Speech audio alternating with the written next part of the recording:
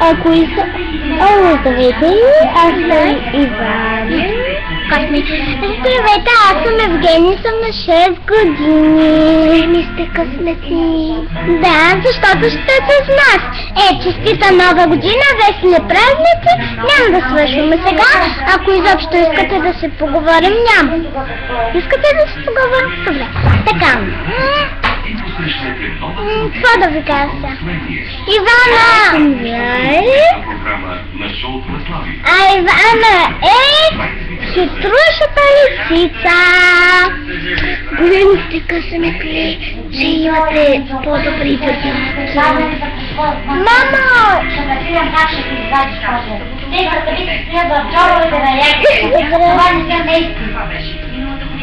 Викат ме Ивана. Невярно!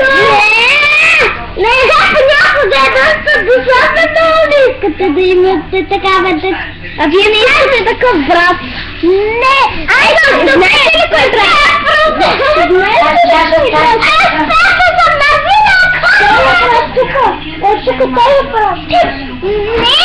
За дойда гости давай гласувате! За мен или за Ивана? Ще чуем после другата част. Не! Гласувайте за мен! За мен! Гласувайте! За мен! Гласувайте за мен! Не! Чакайте го. Не! За мен! Да се казвам нещо, моля те! Не, ти ще кажеш нещо против волята ми!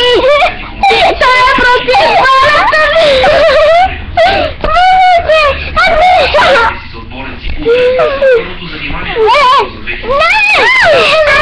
Вие ще да спрем, много ми стана.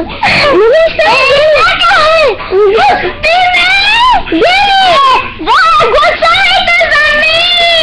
За мен! Не Ивана! Тя е много хитроша сестра! Гласувайте за мен! Много ще ви приема за мой сестърен гост! О, да! А за мен! Не за мен! И много повече няма да ви занимавам! И сте много